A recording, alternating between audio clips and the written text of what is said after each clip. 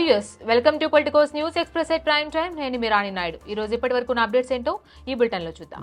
బుధవారం ఉదయం బెంగళూరు నుంచి అరగొండ ఫ్లైఓవర్ వద్ద ఏర్పాటు చేసిన హెలీప్యాడ్ వద్దకు జగన్ చేరుకున్నారు. అక్కడ 30 మందికి అనుమతి ఉండగా వందలాది మంది దూసుకురావడంతో తోపులాట జరిగింది. రోడ్ షో అలాగే ర్యాలీకి అనుమతి లేనప్పటికీ హెలీప్యాడ్ నుంచి మార్కెట్ యార్డ్ వరకు పెద్ద సంఖ్యలో వాహనాలతో రోడ్ షో నిర్వహించారు. ఆంక్షలు ఉల్లంఘించి కార్యకర్తలు భారీగా తరలివచ్చారు. దీంతో పోలీసులు స్వల్ప లాఠీ చార్జ్ చేశారు. బీజేపీ రాష్ట్ర అధ్యక్షుడిగా పీవీఎన్ మాధవ్ బుధవారం బాధ్యతలు చేపట్టారు. విజయవాడలోని పార్టీ రాష్ట్ర కార్యాలయంలో ఆయన బాధ్యతలు స్వీకరించారు. ఆయన బాధ్యతలు స్వీకరించి ముందుగా తుమ్మలపల్లి కళాక్షేత్రం నుంచి బీజేపీ కార్యాలయం వరకు ర్యాలీ నిర్వహించారు. లెనిన్ సెంటర్లో విశ్వనాథ సత్యనారాయణ విగ్రహానికి పూలమాలలు వేసి నివాళులర్పించారు. లెనిన్ సెంటర్ పేరు మార్చి విశ్వనాథ సత్యనారాయణ పేరు పెట్టాలని ఈ సందర్భంగా మాధవ్ డిమాండ్ చేశారు. విశాఖ జిల్లా సింహాచలం క్షేత్రంలో గిరి ప్రదక్షిణ మహోత్సవానికి భక్తులు భారీగా తరలివస్తున్నారు. బుధవారం ఉదయం 6 గంటల నుంచే వివిధ ప్రాంతాల భక్తులు ఇక్కడికి చేరుకుంటున్నారు.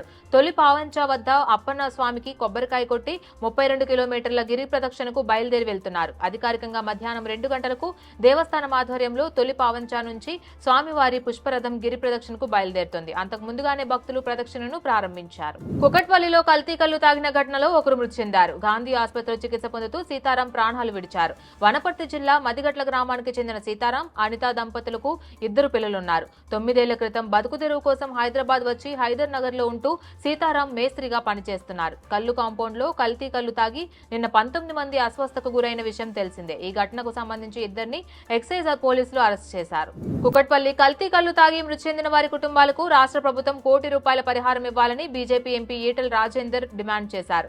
ప్రభుత్వం నిజాలు దాచాలని చూస్తోందని ఆరోపించారు. ఈ ఘటనలో ఇవాళ ఒకరు, నిన్న 2, మొత్తం 3 చనిపోయినట్లు సమాచారం ఉందని చెప్పారు.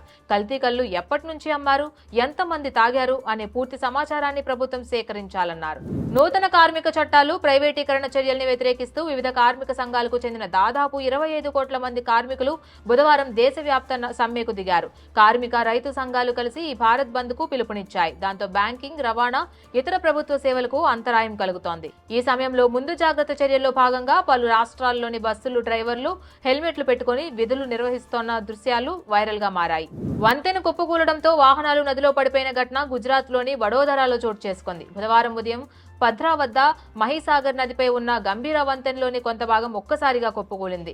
దీంతో దానిపై వెళ్తున్న 2 ట్రక్కులు, 2 వ్యాన్లు సహా పలు వాహనాలు నదిలో పడిపోవడంతో 9 మంది ప్రాణాలు కోల్పోయారు. ఘటనా స్థలానికి చేరుకున్న సహాయక బృందాలు వాహనాల నుంచి ఇప్పటి వరకు 4గురిని రక్షించారని, ఆపరేషన్ ఇంకా కొనసాగుతోందని అధికారులు పేర్కొన్నారు. 8 రోజుల విదేశీ పర్యటనలో భాగంగా బుధవారం మోదీ నమీబియాకు చేరుకున్నారు. ఆ దేశ అధ్యక్షురాలు నెటుంబో నంది ఎన్వైత్వా ఆహ్వానం మేరకు తొలిసారి ఆ దేశంలో పర్యటిస్తున్నారు.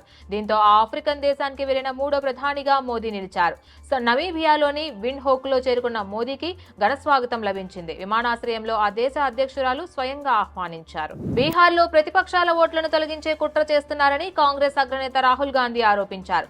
మహారాష్ట్ర తరహాలో నితీష్ కుమార్ పార్టీ తమకు అనుకూలమైన వారి ఓట్లు మాత్రమే జాబితాలో ఉండేలా మార్పులు చేస్తుందని విమర్శించారు. ఓటరు జాబితా ప్రత్యేక సమగ్ర సవరణను నిర్వహించాలన్న ఎన్నికల సంఘం నిర్ణయానికి వ్యతిరేకంగా ప్రతిపక్షాలు చేపట్టిన బీహార్ బంద్ లో రాహుల్ ఈ వ్యాఖ్యలు చేశారు. టెక్ దిగ్గజం యాపిల్ నాయకత్వ బాధ్యతల్లో కీలక మార్పులు చేసింది. భారతీయ మూలాలున్న వ్యక్తికి ముఖ్య బాధ్యతలు అప్పగించింది. Chief operating officer Jeff Williams కంపెనీని వీడనుండడంతో సీఈఓ టిమ్ కుక్ అదనపు భారం స్వీకరించనున్నారు. విలియమ్స్ సీఓఓ బాధ్యతలను Apple senior vice president Sabih Khan కు ఈ నెల చివరిలో అప్పగించనున్నారు. ఈ కార్యక్రమంలో డిజైనింగ్ టీం బాధ్యతలను నేరుగా టీమ్ కుక్ స్వీకరించనున్నారు. ఇవి ఇప్పటి వరకు నా అప్డేట్స్. ఇక మరిన్ని అప్డేట్స్ కోసం stay tune to Politicos media. Please subscribe to the channel and download the Politicos app from the links in the description.